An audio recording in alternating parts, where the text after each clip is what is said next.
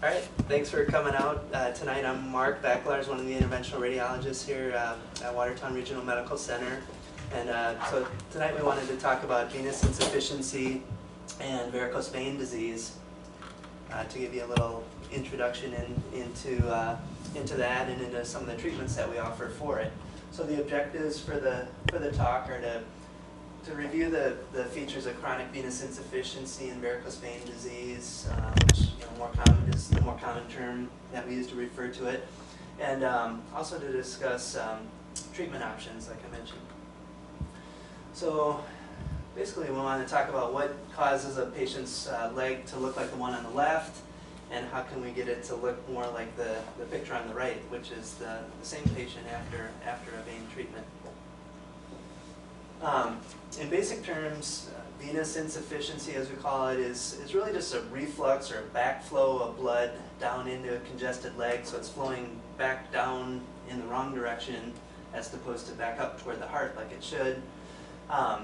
It's most commonly due to venous valve incompetence or valve disease. It's a progressive syndrome that worsens over time. It's not going to get better on its own without any treatment.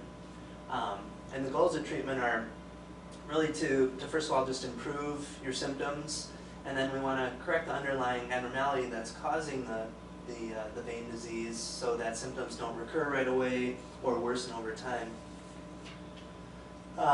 So what causes varicose veins? It's really just a prolonged distension or kind of ballooning out of the vein walls, and that over time damages what are one-way valves in the vein.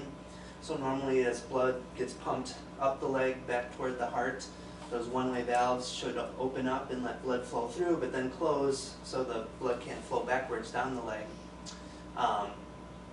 When the vein walls get kind of ballooned out, like the picture on the right, the valves don't come together in the middle anymore like they're supposed to, and that allows blood to flow back down the leg. And that resulting back pressure down the leg is called venous hypertension, and that venous hypertension eventually causes the painful varicose veins.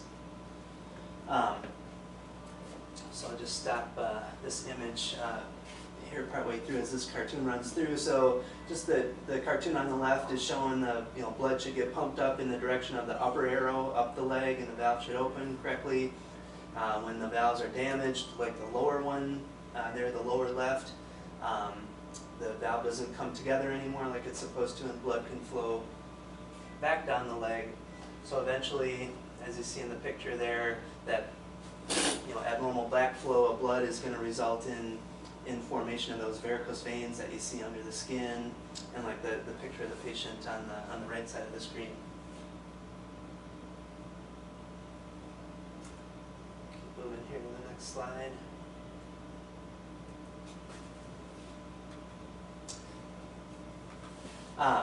So when we're talking about veins in the legs, there's really two basic systems of veins. There's the superficial veins, which are the ones that are closer under the skin that you can a lot of times see, just looking at your legs.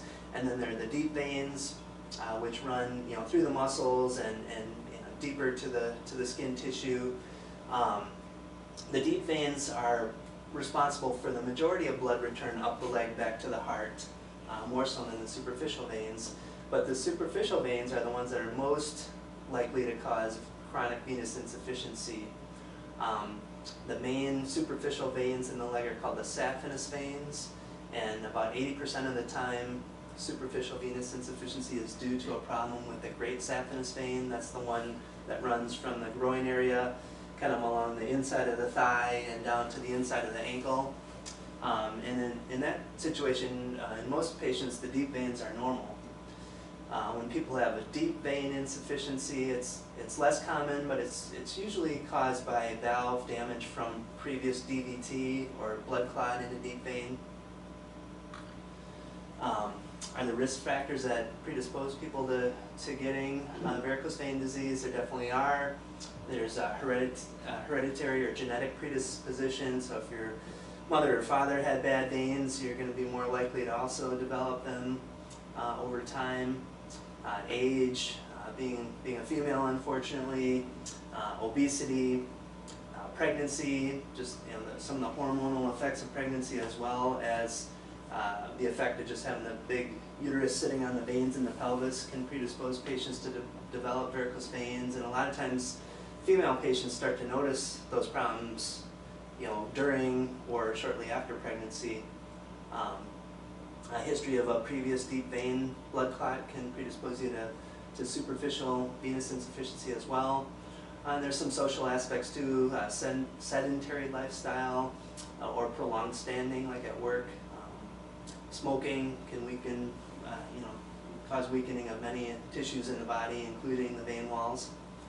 And how common are varicose veins? It's estimated in the U.S. that in the 40 to 65 age range, about 40% of women and 25% of men suffer from some form of varicose vein disease. So more than 20 million people in the U.S. suffer from varicose and spider veins. So what that means to our more approximate area here around Watertown is that there's probably a pretty large number of patients that have chronic venous insufficiency, varicose vein disease, that may benefit from treatment of it. So how do you know if you have venous insufficiency? A lot of the common early symptoms, especially in thinner patients, you'll notice the obvious varicose veins, bulging veins, although that, especially in heavier patients, that's not always obvious, and you can have other symptoms of venous insufficiency. Patients describe a burning and aching sensation, swelling and edema, cramping in the legs, and heaviness and fatigue. Those things are usually worse by the end of the day after you've been on your feet for a long period of time. We've had a number of patients recently that also describe a lot of skin itching over their varicose veins too, kind of scaly, itchy skin. You might develop restless legs at night when you're trying to sleep. In the more advanced stages of chronic venous insufficiency, then you can start to notice significant skin changes, skin discoloration, especially along the inside of the lower leg and ankle regions. You can get skin thickening or kind of a leathery appearance to the skin, scaliness. Sometimes it can get red looking. And then the worst manifestation is patients can develop venous stasis ulcers, actually breakdown of the skin that's very difficult to heal. So the natural history of the disease, it's I think we mentioned before, it's always progressive without treatment, doesn't go away on its own. The worst case scenario, you can develop skin breakdown and venous ulcers in the lower legs. Some other medical issues that it's also associated with, patients with superficial venous insufficiency are at a higher risk of developing a deep vein blood clot, which puts you at risk for PE or blood clots going to the lungs. Up to 50% of patients can develop superficial thrombophlebitis, where you develop clotting off of some of those superficial varicose veins, which can be quite painful. Becomes red and inflamed, and it causes significant discomfort. Some of the varicose veins can even bleed and cause significant bleeding episodes. So, when we evaluate patients in the clinic for vein disease, we like to use a classification system that we can document the severity of the disease for future reference and to plan out treatment. And a classification system that's commonly used is called the CEAP system, and the C in the CEAP acronym stands for the clinical severity. That's kind of the most important part that we concentrate on. So we use a scale of C0 through C6, with C0 meaning that you don't have any evidence of vein disease. C2 is where patients have developed visible varicose veins. C3 is when we start to see edema or swelling in the legs associated with it, all the way through C6 disease, which is patients with open ulcers.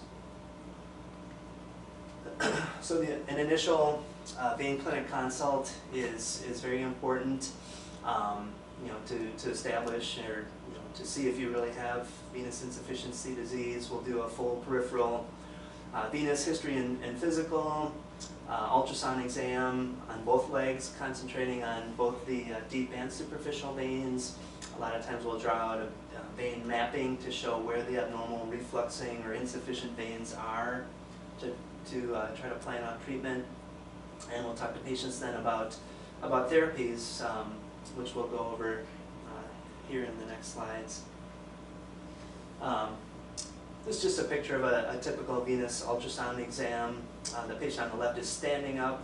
A lot of times we'll start with the patients lying down, and we'll do some techniques like having you bear down to see if we can produce abnormal backflow of blood down the legs. If we don't see that with patients lying down, sometimes we'll stand you up, as in the picture on the left, and see if you have reflux in the standing position. And then just a few ultrasound pictures of blood flow through the veins on the right side of the screen. So treatment goals, like I said before, we want to improve your symptoms and then correct the underlying abnormality so symptoms don't recur or the disease doesn't worsen in the future. We'll go over options ranging from conservative treatments all the way through more invasive procedural possibilities. And again, starting with that consult and a good dedicated ultrasound is the way to establish whether or not you have significant vein disease. When we're talking about conservative treatment for veins, we prescribe thigh-high compression stockings that we recommend that you wear daily when you're on your feet. You also want to try to avoid prolonged standing and sitting in certain positions if that's possible. Regular walking and exercises helps to kind of develop those calf muscles that help pump blood through the normal deep veins in the leg back up the leg. So exercise definitely helps. And when possible, if you're able to, we want to elevate those legs. When we're talking about compression stocking therapy, like I said, we usually prescribe the thigh-high compression stockings to especially keep that abnormal great saphenous vein, which is the main culprit, compressed all the way up to the top of the leg where the reflux begins. And the compression stockings, they do decrease the swelling and edema in patients' legs while they're wearing them. They prevent the reflux by keeping those superficial veins compressed, and they also help redirect blood to the deep veins in the leg, and that calf muscle pump helps to pump blood back normally up the leg then. So when we're talking about moving on to our patients that need more than just that conservative therapy, as far as invasive options, the goal really is to remove the major reflux pathway at its highest point. You hear of patients getting vein injections, in the lower legs. If you have varicose or spider veins, you can inject some medicines sometimes into those to try to get rid of them. But if you don't remove the reflux at its highest point, you're kind of not getting rid of the source of the problem, and those varicose veins are just going to recur right away. So there are open surgical techniques as well as less invasive catheter-directed or endovenous procedures, we call it.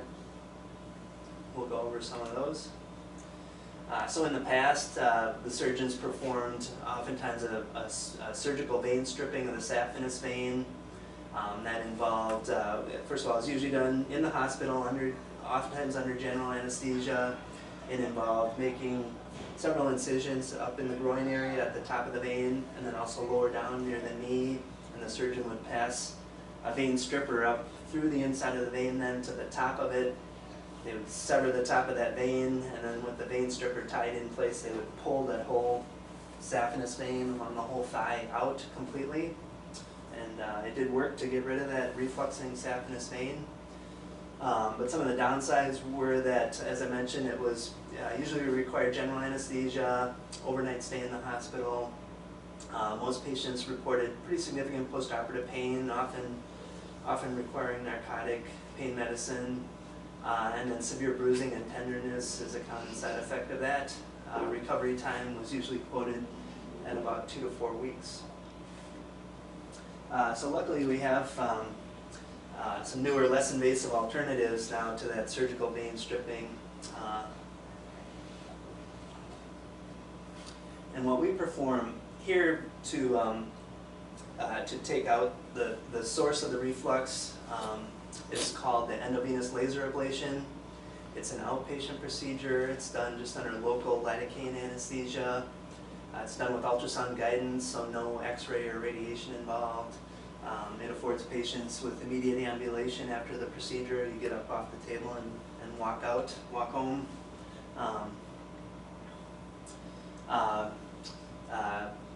It's associated with a quick return to normal activities and work. There's minimal to no scarring because it's just done through a little teeny skin incision.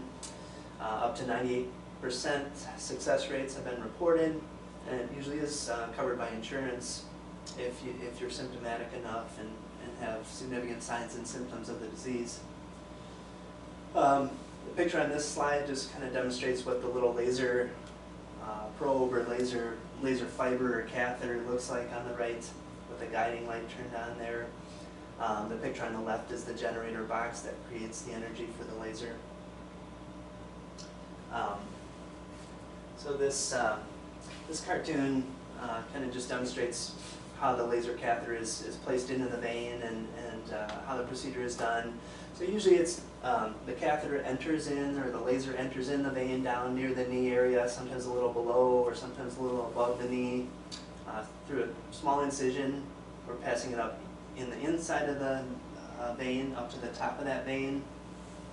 Once it's in place, all the tissues around the vein are numbed up with lidocaine numbing medicine.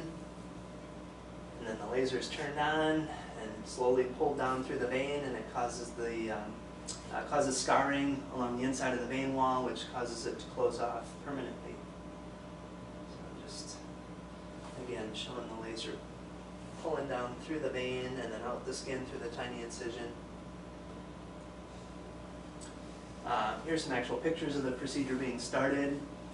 So we use just a real small gauge needle, ultrasound guidance. That's an ultrasound probe that the operator's holding in his hand there to help guide the needle into the center of the vein. Once we get into the vein and get blood return, then we'll pass what's called a sheath, real typical to any endovenous or endovascular procedures.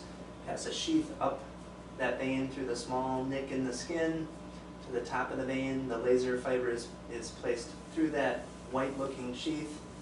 We document where the tip of the laser is with the ultrasound, and then after the laser is in place, I mentioned we'll numb the tissues up all around the vein to help get it numbed up, number one. That numbing medicine around the vein also helps insulate the other tissues around the vein to protect them from the heat of the laser. And the numbing medicine also helps the vein wall collapse down around the laser to help to be more effective to close the vein off.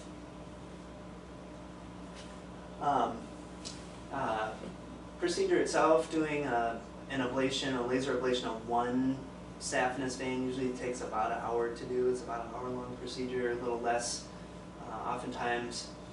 You can expect mild bruising around along the leg after the procedure. That'll last for several days. Some patients describe kind of a tightening sensation along the vein. You'll get some mild tenderness, mild discomfort. Usually over-the-counter pain medicine is all you need to take for relief of that. We have patients wear their thigh-high compression stocking for 48 hours straight after doing a laser ablation, and then during the daytime for 2 weeks after that. You can return to work or normal activities the next day. You can still walk right away after the procedure is done, but usually have patients take it a little bit easy until the next day as far as returning to normal activities. We'll see you back usually at the 3 to 5 day point to take a look at the vein with ultrasound again and make sure we don't see any problems, and also to document that the vein really is closed off. And then we'll set up follow-up appointments, usually for 1 month after the procedure, and then if needed, 3 to 6 and 12 months later. Oftentimes at that 1 month follow-up, we'll decide if we need to do any other procedures, especially in the more cosmetic things like taking out some of the smaller varicose veins or sclerotherapy injections of the tiny veins if needed or patient's desire. The endovenous laser ablation, it's been around for quite a while now. It's kind of developed, the technology was developed in the late 90s, early 2000s, so there are quite a few studies that you can find in the literature that looked at success rates and complications of the ablations. Here's one larger study in our literature that looked at over 3,000 great saphenous veins treated with laser. They showed greater than 97% of those veins remain closed at up to 28 months. Like I said, the mild bruising and tenderness was fairly common, up to 2 weeks. No other major complications reported from the procedure. We always tell patients with any procedure that we're considering, we talk about the possible complications, risk of developing a deep vein blood clot after the ablation would be less than 1%. We always check that with ultrasound on that 1 week follow-up to make sure we don't see any evidence of that. The risk of causing a burn, say to the skin from the laser fiber, would be rare, less than 1%. Mild bruising, of course, is again fairly common though. Some other treatment options in addition to that laser ablation that we offer and that we perform in the vein center here. We also can do sclerotherapy injections and also phlebectomies, which is removing smaller varicose veins through the skin, through little incisions in the skin. Oftentimes just taking out that main refluxing source vein with the laser ablation will help to prevent varicose veins lower in the leg from filling. But maybe 50% of the time, patients will still have some varicose veins that they can see and that are symptomatic.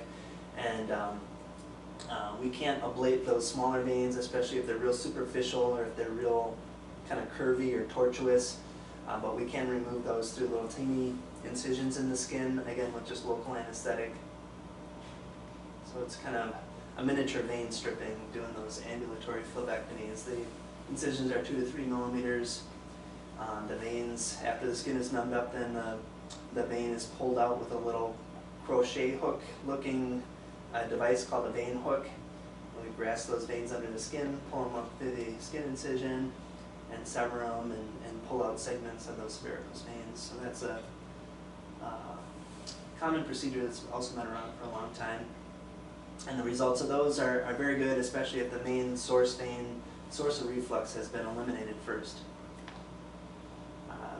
This picture demonstrates some sclerotherapy injections. We can do that on the real small varicose or spider or reticular veins.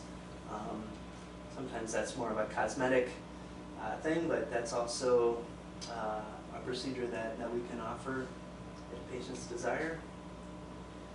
These next few slides are just some examples of patients who have undergone endovenous laser ablation, actual patients, same patients between the left and right slides, showing good results and significantly less filling of their prominent bulging varicose veins.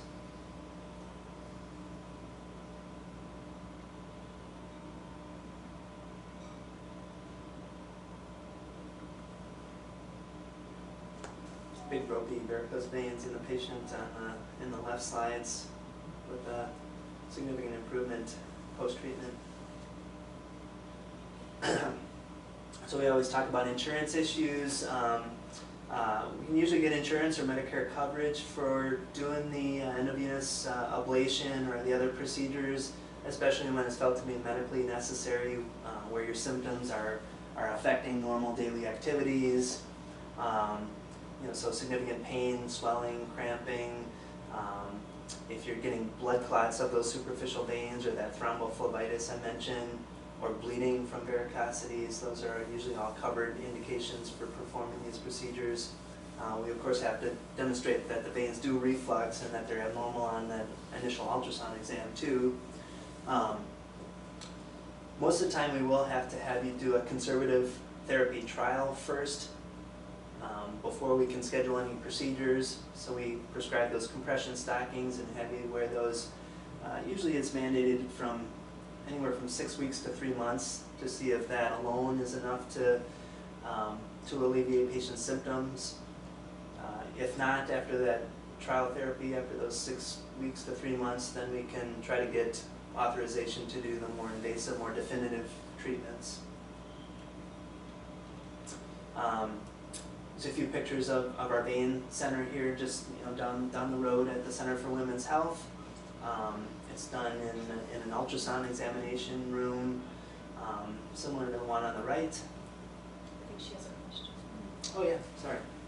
I was treated across the street at, just recently, they did an ultrasound on my legs. Okay. Checking on valves and Mm-hmm.